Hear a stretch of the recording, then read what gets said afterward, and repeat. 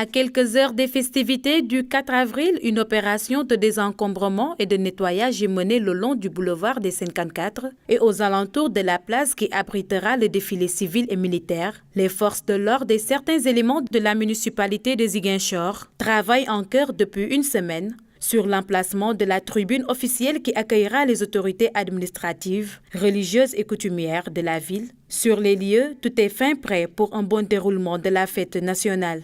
Nous travaillons en liaison effectivement avec l'armée sénégalaise et la gouvernance, la préfecture. C'est avec beaucoup de difficultés que nous travaillons parce que les moyens financiers ne sont pas mis. On travaille avec les moyens de bord. Vraiment, c'est un grand sacrifice que les agents sont en train de faire depuis une semaine. Les gens passent la nuit ici, vraiment pour que la fête soit belle. Parce que c'est la fête de notre indépendance. Fête indépendance, fête ñëpp la, mbégte la, kontaante la. La fête de l'indépendance est la nôtre. Nous devons la fêter comme il se doit. La preuve est que depuis une semaine, nous sommes ici, à mener les travaux pour une belle fête. Et je crois que tout sera prêt d'ici la fin de l'après-midi. Pour que vraiment, balaa bés bi mooy suba, fekk lépp pare na. Le boulevard des 54 orné des couleurs du drapeau national, en l'occurrence le vert, le jaune et le rouge, a fait peau neuve pour une belle célébration du 57e anniversaire de l'indépendance du Sénégal.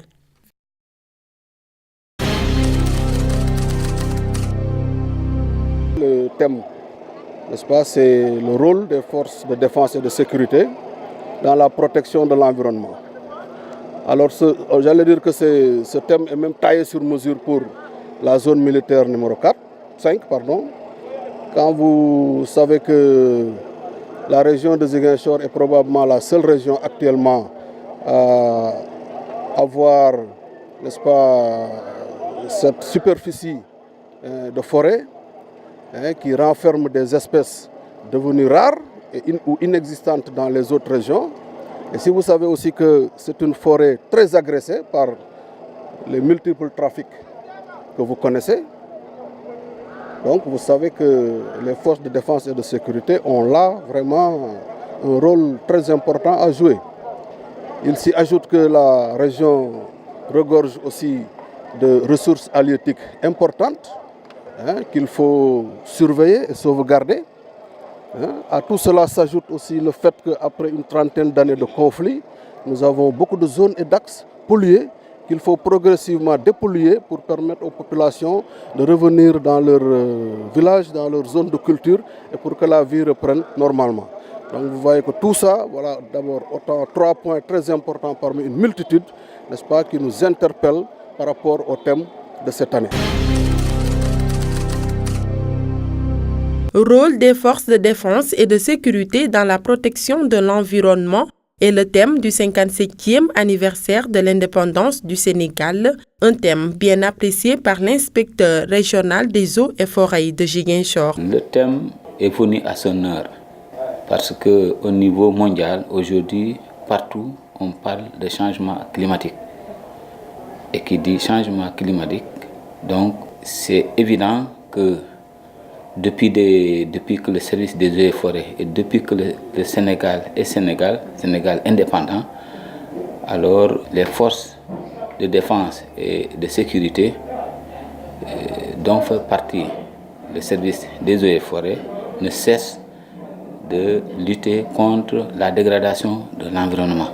À Ziguinchor, les forces de défense et de sécurité conjuguent leurs efforts dans la lutte contre la dégradation de l'environnement.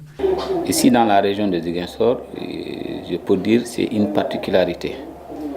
Les forces de défense et de sécurité sont étroitement liées les unes aux autres. Et chaque fois, il y a des concertation périodique et dans la synergie d'action,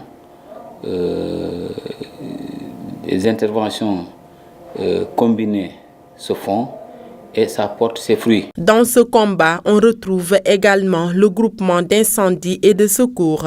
Les sapeurs-pompiers et les eaux et forêts se complètent sur le terrain. Quand il y a feu de brousse, là où les sapeurs existent, et où n'existent pas les services des eaux et forêts, ce sont eux qui interviennent. Et c'est le même cas pour les incendies de cases dans les villages les plus reculés où se trouvent les forestiers. Nous intervenons à la place des sapeurs.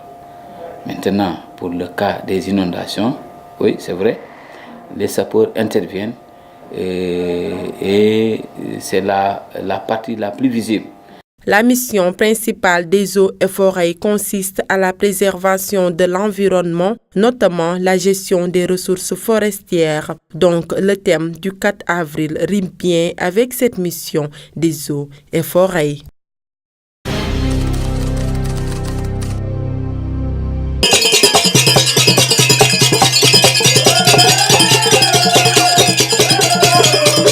Aux difficultés que rencontre la zone, en premier lieu, on a un problème d'infrastructure routière parce que nous avons une route délabrée, difficile à parcourir et l'accès est très difficile, surtout pendant l'hivernage, c'est encore plus difficile.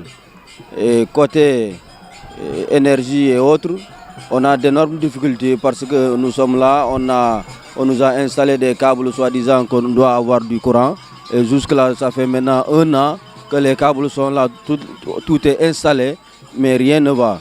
On attend toujours l'enclenchement de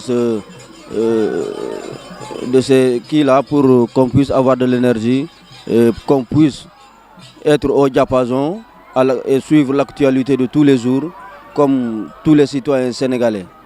Et jusque-là, nous sommes là laissés en rade. On ne sait pas ce qui se passe dans le monde.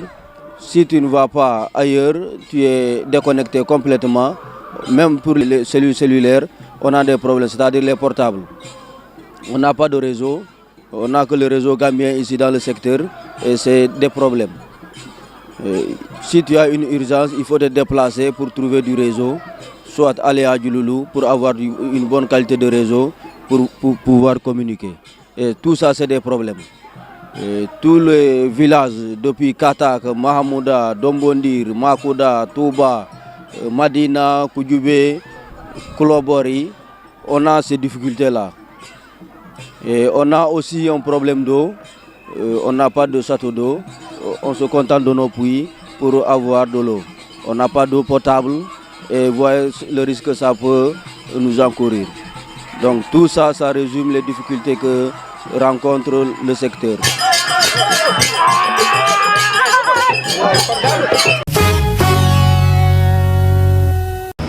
Le bilan de la coulée de boue qui a dévasté la ville de Mocoa en Colombie s'est encore alourdi. On déplore désormais 254 morts, dont 43 enfants. Troncs d'arbres arrachés, voitures emportées ou écrasées, tout n'est que désolation. Les quartiers pauvres sont les plus affectés, là où s'entassent de nombreux déplacés du conflit armé avec les FARC. La ville reste privée d'eau courante et d'électricité. Le retour à la normale pourrait prendre plusieurs jours. En attendant, des camions-citernes sont acheminés dans la ville.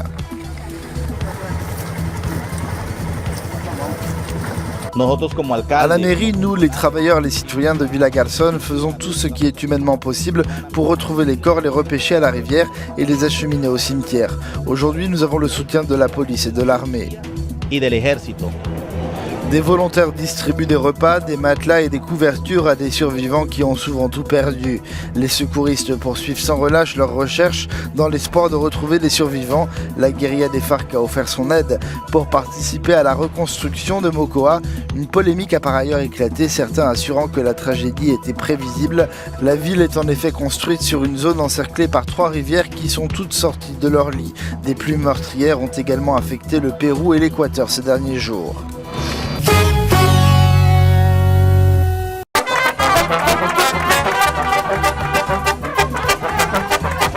Très large victoire dès le premier tour de la présidentielle serbe du Premier ministre Aleksandar Vučić. L'ancien nationaliste de 47 ans remporte 55% des suffrages malgré les accusations de dérive autoritaire dont il a été l'objet de la part de ses adversaires politiques. Je pense que c'est très important. Cette élection l'a démontré. Une large majorité des citoyens serbes est favorable à poursuivre les réformes, à poursuivre sur le chemin de l'Europe, tout en protégeant nos liens avec la Russie et la Chine. En deuxième position, avec seulement 16% des suffrages, le candidat de centre-gauche, Sacha Jankovic, qui avait appelé les électeurs à ne pas laisser le pouvoir entre les mains d'un seul homme. La surprise du scrutin est la troisième place avec 9,8% de Luka Maksimovic. Luka Maksimovic est à la tête du mouvement de ceux qui n'ont pas voté le chou farci et son relatif succès témoigne de la désaffection d'une partie de l'électorat serbe vis-à-vis de la classe politique.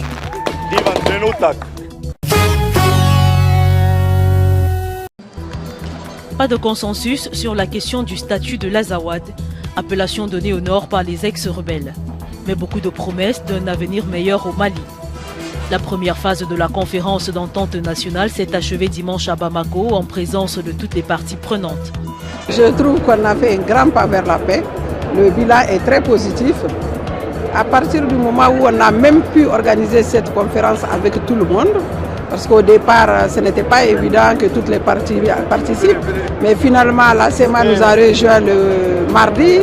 Et hier, l'opposition nous a rejoints. Pour rebâtir ce que nous-mêmes nous avons détruit. Parce que ce qui est sûr et certain, chacun est responsable d'une partie. D'autres par leur négligence, d'autres par leur complicité, d'autres par leur paresse. Des promesses, mais aussi plusieurs résolutions, notamment l'ouverture des négociations avec le prédicateur radical Amadou Koufa et le chef islamiste touareg Liada Gali. Il s'agira également, selon le président Ibrahim Boubacar Keïta, de mettre sur pied un comité d'experts pour discuter de la question de l'Azawad. Le dit comité sera en outre chargé d'élaborer une charte de l'unité et de la réconciliation nationale. Au cours des débats qui ont duré une semaine, la corruption, le manque de vision de l'État, le manque de courage politique ont été dénoncés comme figurant parmi les causes profondes de la crise malienne. Dans son allocution de clôture, le président Keïta n'a donné aucune date précise pour la suite des discussions.